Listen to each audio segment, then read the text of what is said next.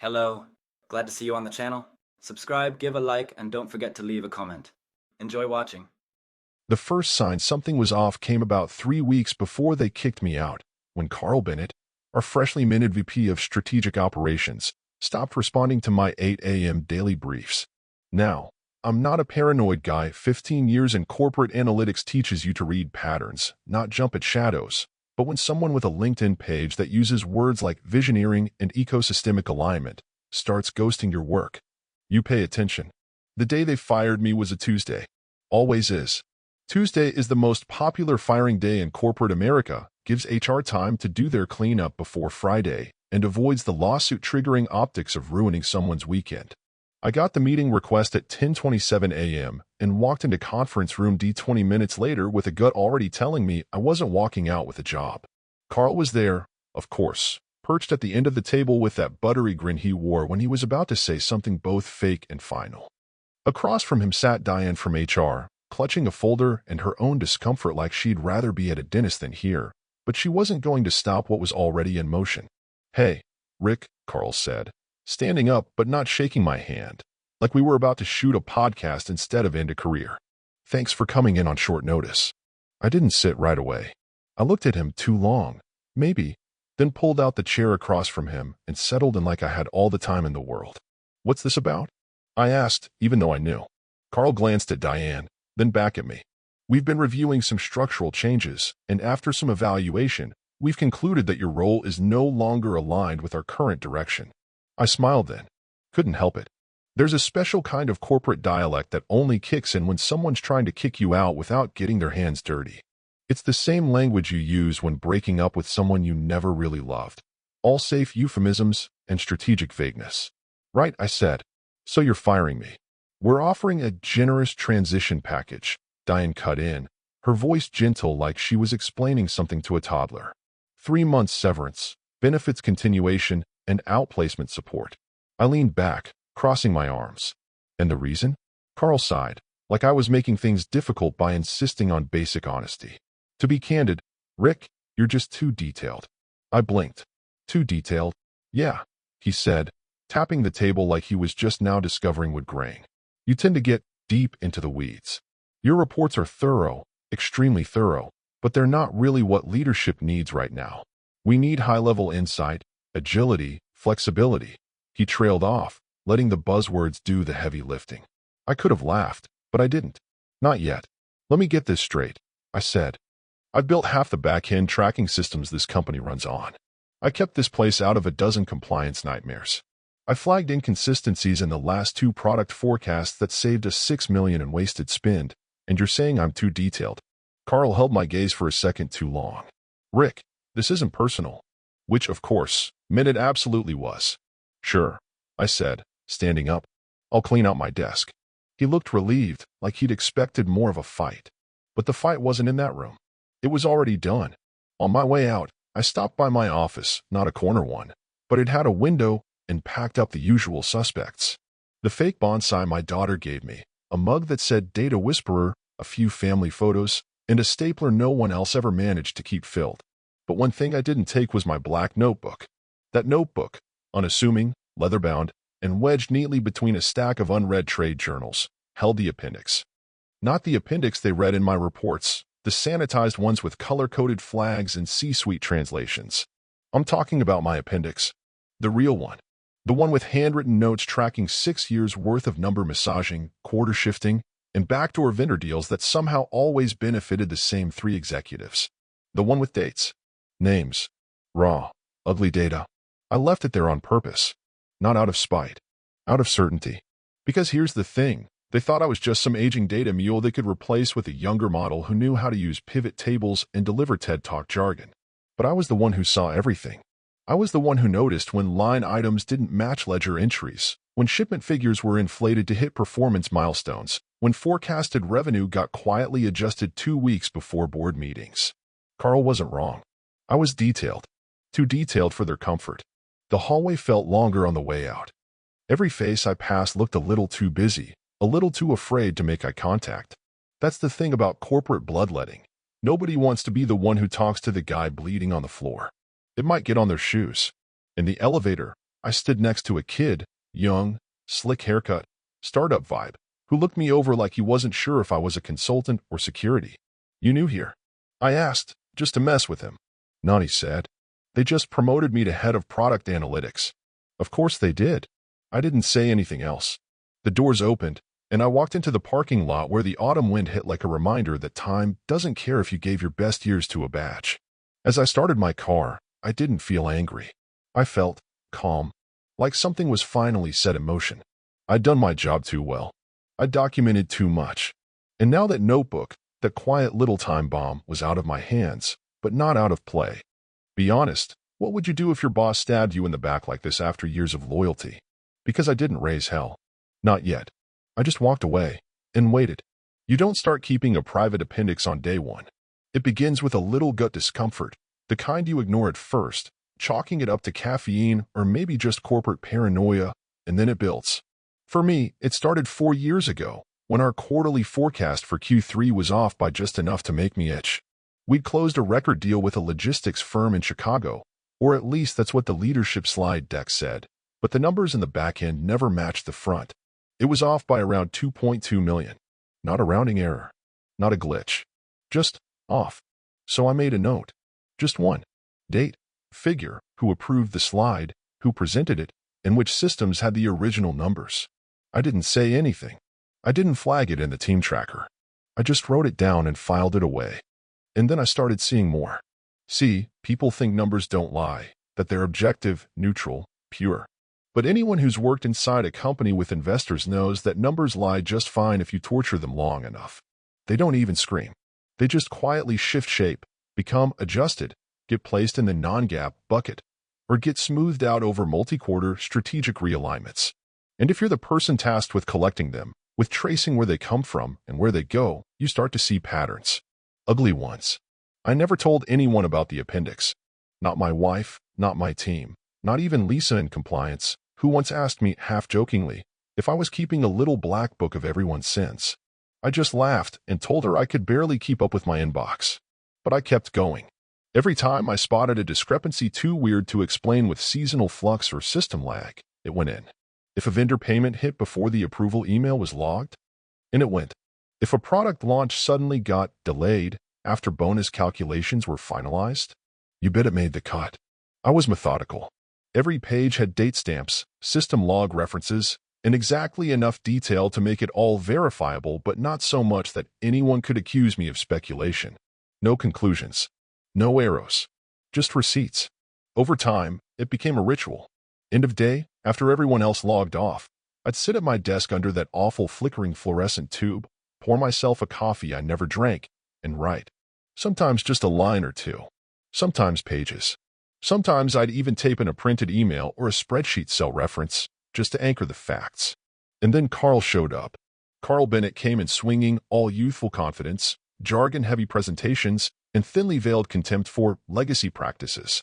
He never said, "old guys like Rick," out loud, but he didn't have to. He just replaced my cross-functional meetings with Slack stand-ups, cut 2 of my junior analysts without a real conversation, and started looping me out of strategic sessions I'd led for nearly a decade.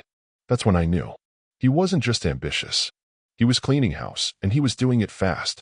But the strange thing was, while Carl talked a big game about lean operations and transparency, the numbers under him got murkier, not clearer.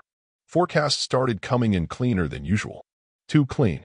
The kind of clean that makes accountants nervous and stockholders happy until the music stops. So I started digging deeper. One entry in the appendix still stands out to me. It was a Tuesday, around 9:40 p.m., and I was staring at 2 different purchase orders for the same vendor, one signed, one not, both dated the same week. Carl had approved one. The other quietly vanished. But the payment cleared both. That was my first double dip. That night I remember sitting back in my chair, arms folded, just staring at my screen in silence. My office window looked out over the empty parking lot, and for the first time, I felt something worse than anger. I felt certainty. I knew exactly what I was seeing. Someone, maybe Carl, maybe higher, was playing with the books. I didn't call it fraud. I still don't, legally speaking. That's not my job. My job was to record, to observe. And now that little notebook, tucked between a few dusty manuals on my shelf, held a quiet, surgical history of every quiet corner cut, padded forecast, and strategically timed delay the company had hidden over the last 6 fiscal years. And I left it behind. I didn't leave it for Carl. He's not the type to read anything without a pie chart. But I knew Diane would see it. Or maybe Maya, the sharp kid on the data integrity team, who always asked the right questions but knew better than to press too hard. Someone would find it. Someone curious. Someone with a conscience. Or maybe with ambition sharp enough to weaponize it. That's the thing about data. Once it's written, it exists.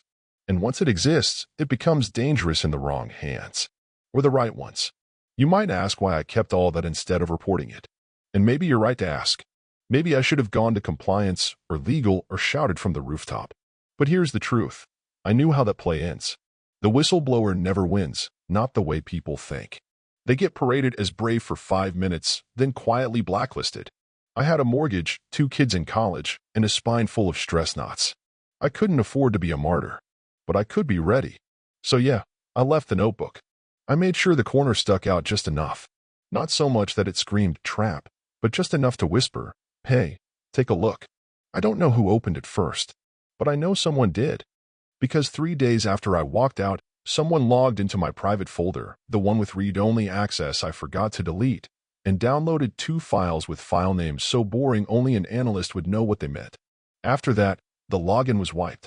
Not traceable. Not dumb. It wasn't over. Not by a long shot.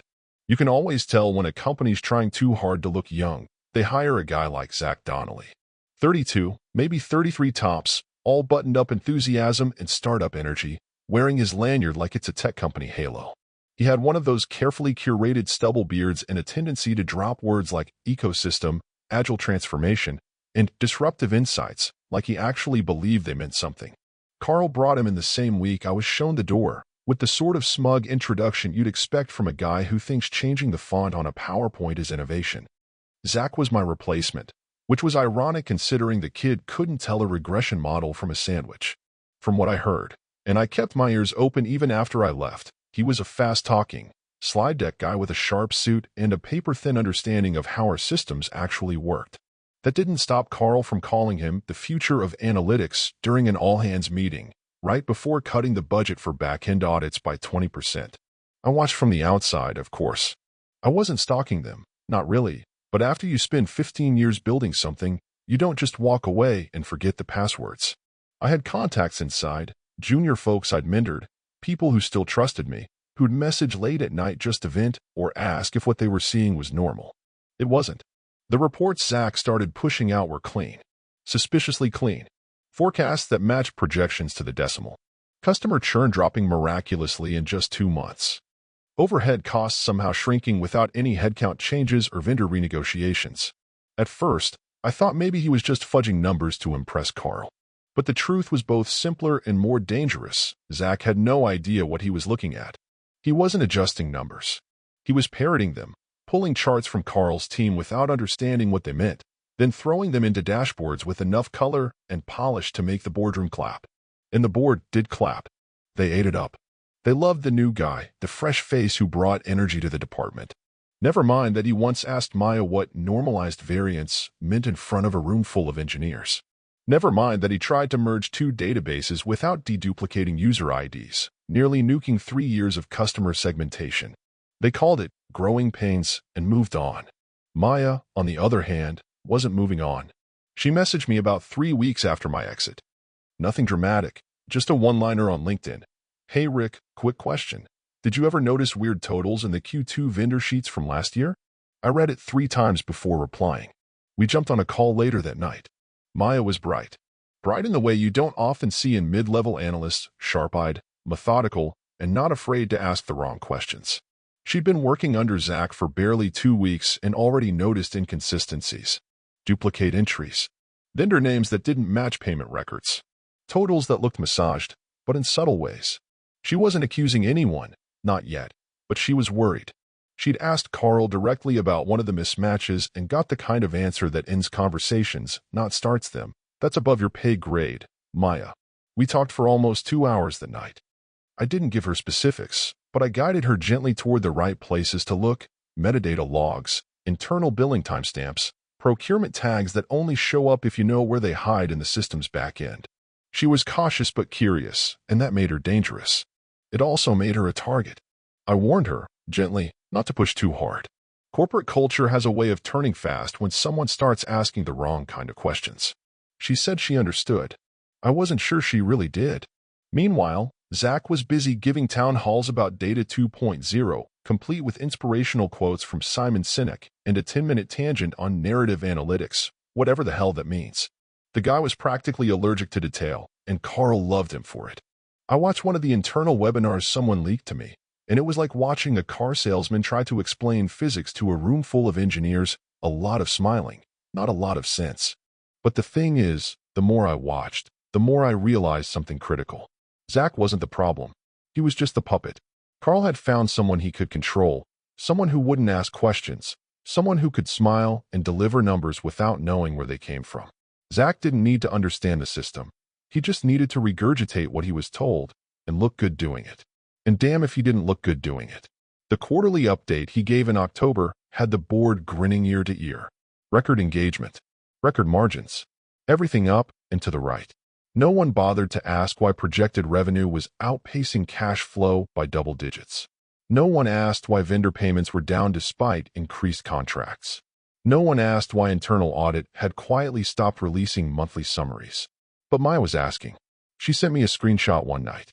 A transaction log for a vendor I'd flagged months ago, one that had 2 different internal IDs and was receiving payments to 2 different accounts.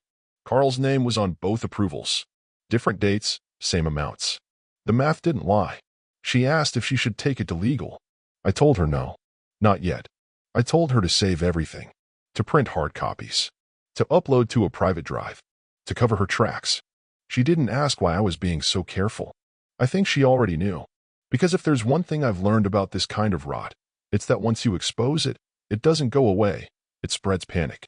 And when panic sets in, people don't get honest. They get ugly. Zach was still standing on stage, spinning fairy tales with bar graphs. But the cracks were starting to show. Not to the board. Not to the investors. Not yet. But to the people watching from the sidelines. The ones who knew how to read more than just headlines. And me? I was watching it all unfold from my kitchen, drinking cold coffee and listening to the whole house creak around me like it knew something was coming. Because it was. It wasn't an easy decision to make, and I didn't do it lightly or with any illusions of glory. I'm not some Cape Crusader for corporate justice, and I wasn't out for blood. Not really, at least, not at first. But there comes a point when you've watched too much rot spread unchecked, when too many good people are either scared silent or pushed out, and when the stench of it all finally settles into your own clothes. That's when you stop pretending someone else will fix it. That's when you do something. It started as a document. Not the appendix, that was for insiders. This was something else, something cleaner and colder, stripped of emotion and built for one purpose: exposure. I opened a fresh Word file, typed out the names, dates, transaction numbers, and the discrepancies I'd documented in quiet corners of my career. I didn't editorialize. I didn't speculate. I didn't accuse. I just laid it all out, cause and effect, raw and tight.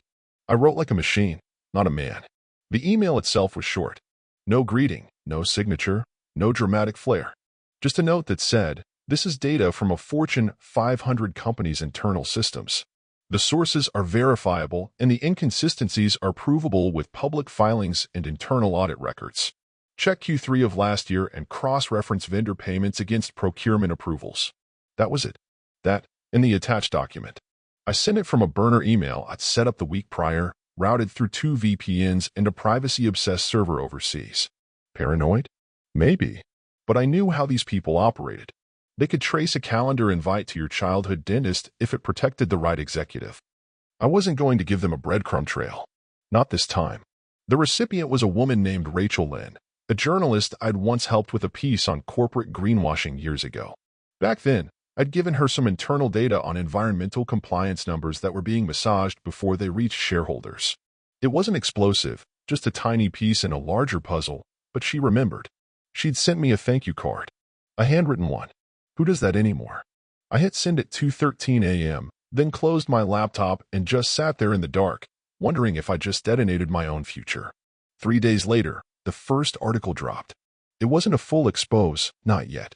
Just a digital column titled Anomalies in Quarterly Reports Spark Quiet Concern at Major Tech Firm. But the tone was unmistakable. Rachel had done her homework. She referenced the exact vendor names I'd flagged. She quoted two unnamed insiders, one of whom had to be Maya, though she hadn't told me anything directly. She called it potentially systemic inconsistencies, which is journalists speak for someone's cooking the books, and we've got the receipts. By noon that day, internal audit at the company was in full swing. 2 compliance officers pulled out of vacation. 3 execs canceled off-site meetings. One of my former colleagues sent me a message on Signal that just read, *T's hitting the fan. Carl didn't respond publicly. That wasn't his style. He was probably still trying to control the narrative behind the scenes, telling the board it was just noise, probably from a disgruntled ex-employee. Which, ironically, wasn't even wrong. I was disgruntled. I'd just never been sloppy. The funny part was watching the company try to pretend everything was normal. Publicly, they held steady. No press release. No comment. Just a lot of smiling silence while internally, the walls started to creak. Maya went quiet after the second article dropped, and that's when I knew things were real. She was careful, thoughtful, not the kind of person who'd hide unless someone told her to. I started checking my own digital footprints again, clearing cache, reviewing old logins. Not because I was scared, but because I knew they'd come looking eventually. If not for me, then for whoever leaked the second batch of files. And I had a sick feeling in my gut that Maya might have shared more than I'd intended. By the following week, 2 board members had requested a private audit. The whispers in industry circles grew louder. Investors started to ask quiet questions. I heard from a guy I knew in procurement, a real straight arrow, who said Carl had started snapping in meetings, grilling junior staff like they were saboteurs. That was rich, considering he was the one who started this whole damn mess. And yet, I didn't feel triumphant. Not really. Because there's a strange sort of grief that comes with watching something you helped build start to collapse, even when it deserves to. I wasn't just burning down a house, I was watching 15 years of my life buckle in on itself.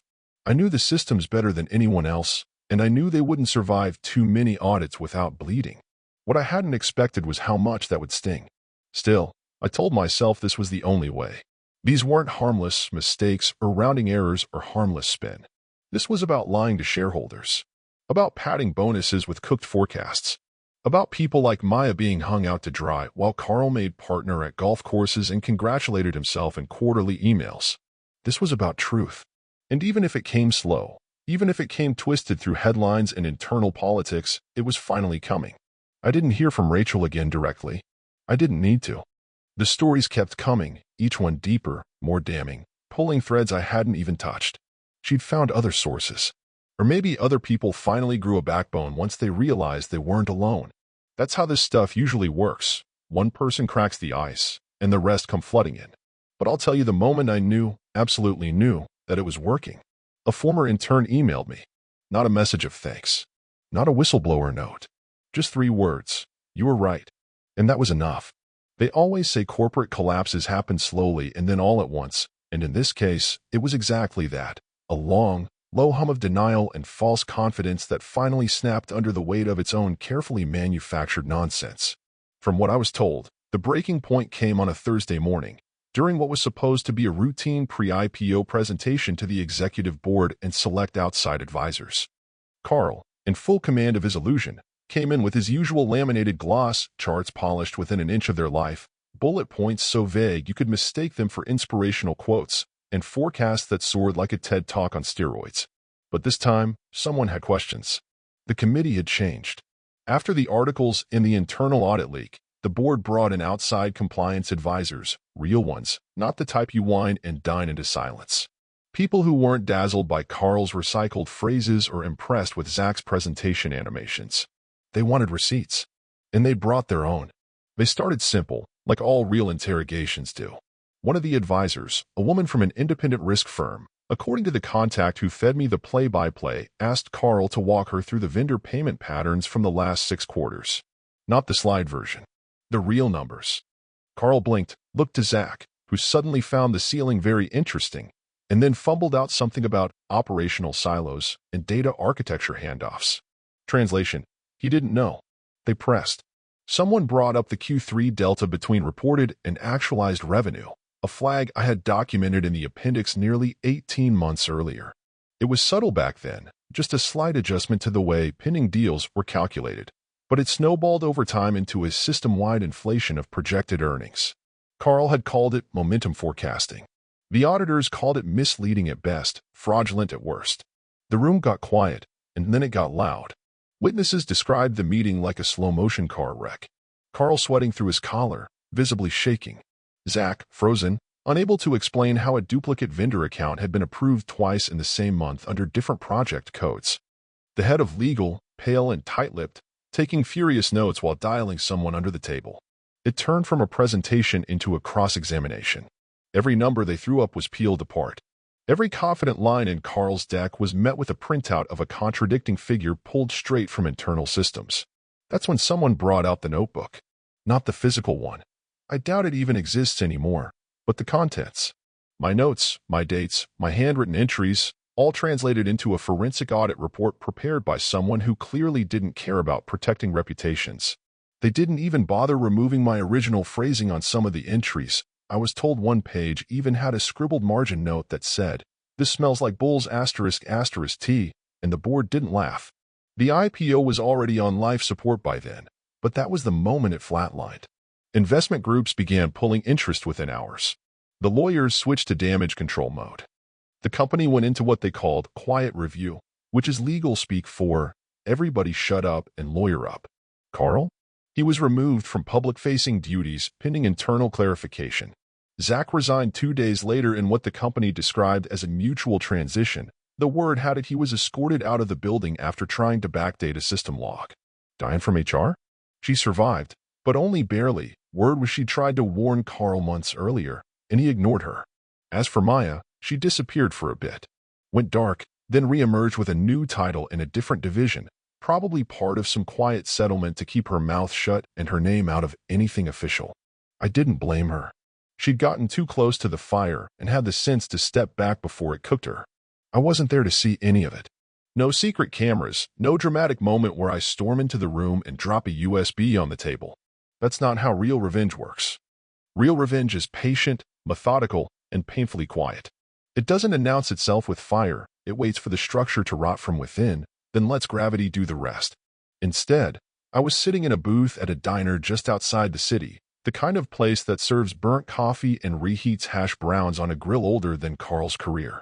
I watched the news scroll across the little TV above the counter. Major tech firm delays IPO amid internal review, and sipped my cup with no particular satisfaction, just a strange kind of stillness. The waitress didn't know me. The people in the booth next to mine were arguing about something stupid, probably traffic or taxes. The world hadn't changed, but something inside me had. I don't know if I went too far. Maybe I did. Maybe I should have just walked away and let the next guy figure it out. But then again, maybe Carl should have thought twice before gutting a department full of people who actually gave a damn. Maybe the board should have hired fewer yes men and more people who understood the guts of the machine. Maybe the system shouldn't reward people for smiling while they lie. What I do know is this. I didn't break the company. I just pointed to the cracks. They were already there. They'd been there for years. And once someone finally looked close enough, everything else took care of itself. The coffee went cold before I finished it. Outside, the rain started. I paid the check, left cash, and walked out into the gray. And the funny thing? I was never too detailed. Just detailed enough to burn them down, one spreadsheet at a time.